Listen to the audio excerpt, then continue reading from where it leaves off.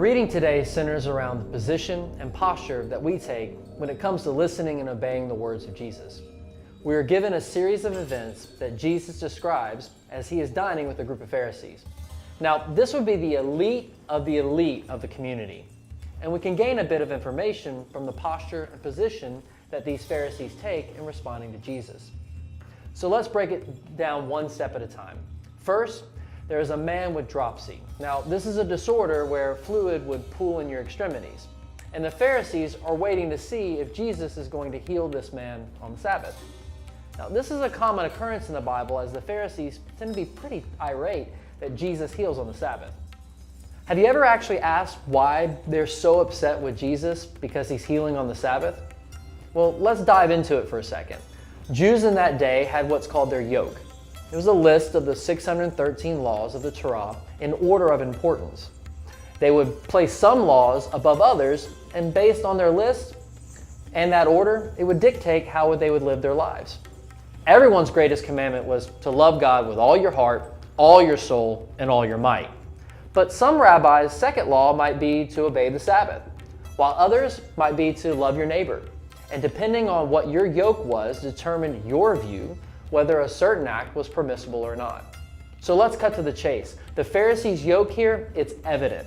Love God, obey the Sabbath, and then down the line, love your neighbor.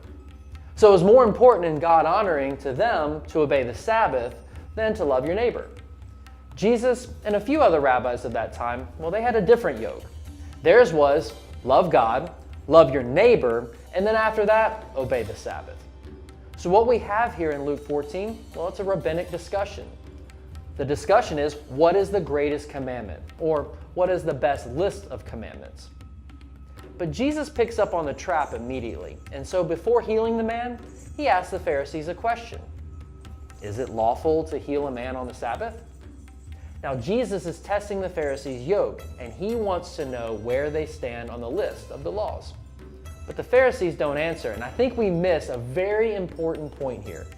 See, in rabbinic tradition, a common process of conversation is you ask a question, and then the person responding would answer that question with another question. And as long as someone kept asking questions, well, the conversation would continue. So the fact that the Pharisees didn't respond tells you something very profound. You see, they didn't want to play the game. They didn't want to have a real conversation and debate about the law. Instead, they wanted to assume the position and posture of a judge. Their minds were already made up, and they didn't want to hear the other side of the story. Instead, they wanted something on Jesus to use so that they can arrest him and condemn him.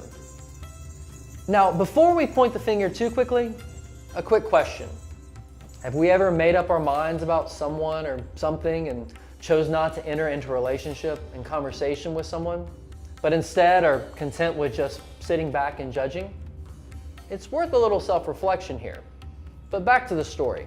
Jesus heals the man and then presses the Pharisees again by asking yet another question. And again, they still refuse to enter into relationship and conversation. Mainly because Jesus' question dug at a very personal position that showed just how wrong their position was. So, if they weren't going to play the question game, Jesus shifts and makes his point in another way, through parable. Once again, it was traditional for the most important people, well, to be at the head of the table near the host. And the less important you were, well, you got put farther down the line. We can imagine that the best of the best Pharisees were at the head of the table. And the servants, and even this man with dropsy, well, they were way down at the end. By the way, did you catch the fact that the diseased man was in the home of the Pharisees? I find that interesting as there's a good chance that this individual would have been deemed unclean, which, being in the home of the Pharisee, would risk the entire household to become unclean. And Jesus picks up on this and attacks their posture and position once again. Don't think so highly of yourself that you would place yourself up to the level of the elite.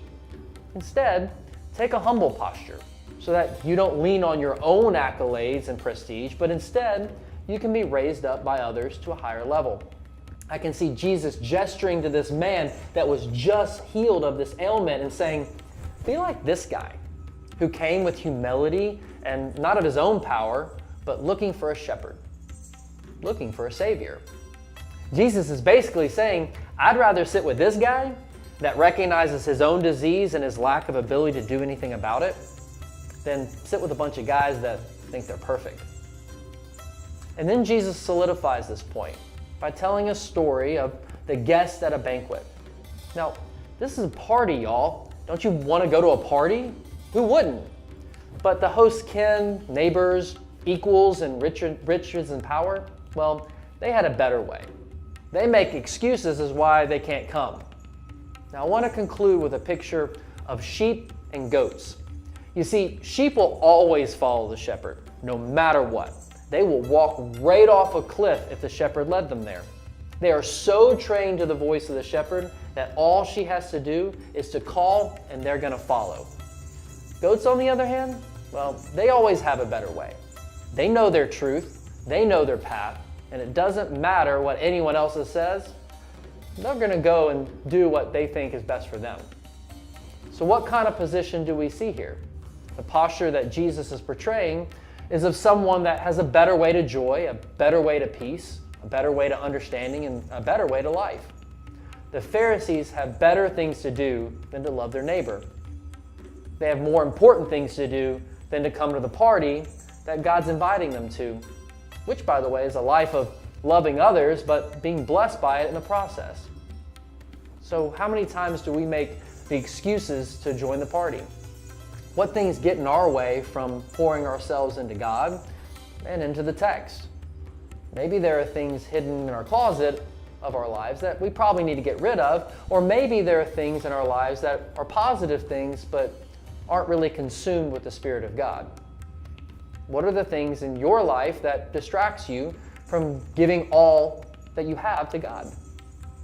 What's it going to take to remove the excuses in our lives in order to commit everything that we have in every sphere of our lives to truly be a disciple of Christ?